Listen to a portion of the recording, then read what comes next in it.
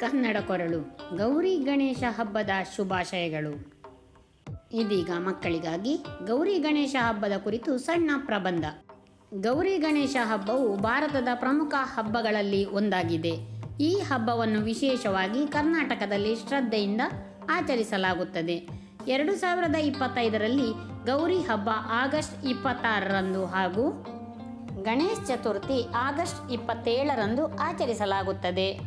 ಗೌರಿ ದೇವಿ ಪಾರ್ವತಿಯ ರೂಪವಾಗಿದ್ದು ಆಕೆಯನ್ನು ಶಕ್ತಿ ಮತ್ತು ಐಶ್ವರ್ಯದ ಸಂಕೇತವೆಂದು ಪೂಜಿಸಲಾಗುತ್ತದೆ. ಮಹಿಳೆಯರು ಮನೆಗೆ ಗೌರಿ ವಿಗ್ರಹ ತಂದು ಅಲಂಕರಿಸಿ ಪೂಜೆ ಮಾಡುತ್ತಾರೆ.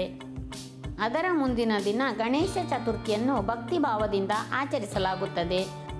ಗಣೇಶನು ವಿಘ್ನಗಳನ್ನು ದೂರ ಮಾಡುವ ದೇವರಾಗಿ ಪ್ರಸಿದ್ಧ.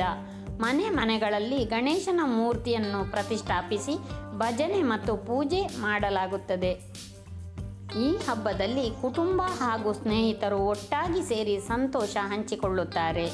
ಗೌರಿ ಗಣೇಶ ಹಬ್ಬವು ನಮ್ಮ ಸಂಸ್ಕೃತಿಯ ಒಗ್ಗಟ್ಟು ಮತ್ತು ಭಕ್ತಿ ಭಾವವನ್ನು ತೋರಿಸುತ್ತದೆ. ಇದು ಕುಟುಂಬ ಮತ್ತು ಸಮಾಜವನ್ನು ಒಂದಾಗಿ ಕಟ್ಟುವ ಹಬ್ಬವಾಗಿದೆ.